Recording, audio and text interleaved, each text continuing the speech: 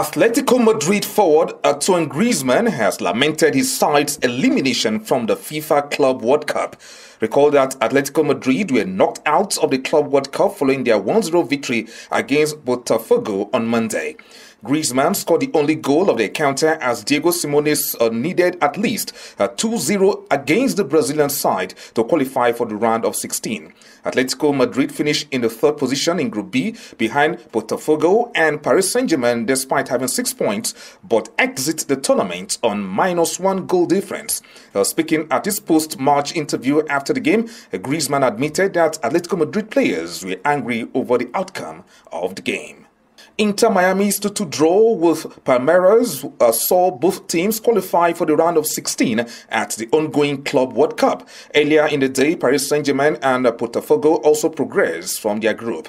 PSG bounced back from a shock 1-0 defeat to Botafogo to beat Seattle Sounders 2-0 on Monday night. The Champions League winners found it hard to break down the MLS side, but eventually they found the opener before the break.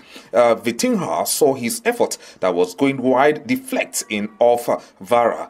Ashraf Hakimi then slotted in a second after the break to seal an easy win for PSG. Botafogo also qualified as runners-up from the group despite losing 1-0 to Atletico Madrid on the same night. Inter Miami and Palmeiras now join PSG, Botafogo, Juventus, Manchester City, Bayern Munich and Flamengo as clubs that will play in the knockouts. Inter Miami head coach Javier Mascherano was happy with their performance after they confirmed their spot in the last 16 of the 2025 Club World Cup. The MLS side played out a 2-2 draw with Palmeiras on Monday, a result that ensured they both qualified for the knockouts.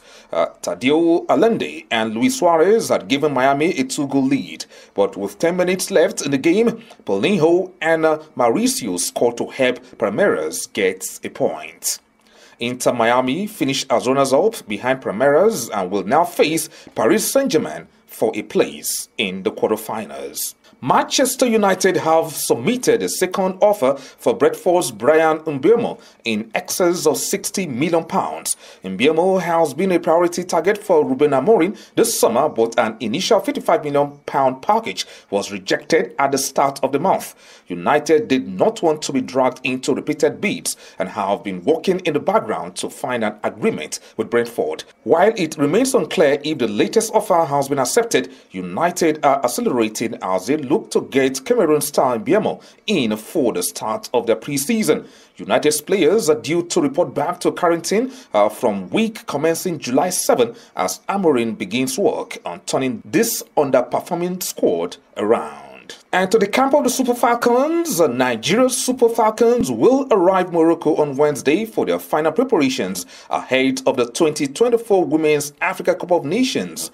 Justin Madugu's side held their host Portugal to a 0-0 draw in a friendly at the Estadio Jose Gomez on Monday night. The players will have a light training session on Tuesday before departing for Morocco.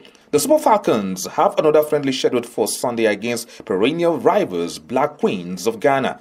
Nigeria's opening game at the WAFCON 2024 finals is against Tunisia in Casablanca on Sunday, July 6. The 9-time African champions will also face Botswana and Algeria in the group stage. And lastly, Anthony Joshua is not yet ready to return to the ring, with his promoter Eddie Hearn admitting that the former unified heavyweight champion's comeback remains uncertain as he continues to recover from elbow surgery. The 35-year-old has been out of action since his crushing knockout defeat to Daniel Dubois last year, which prompted surgery on an elbow injury that has delayed his return to training. He has also been seen on something of an African tour with his recent visit to Nigeria and Ghana. Speaking to Boxing Social, Hearn was candid about Joshua's current situation when asked about the heavyweight's next step. Honestly, nowhere. Training camp not ready to start but close, Hearn said. With that to end the sports package, I am Omike Matthew.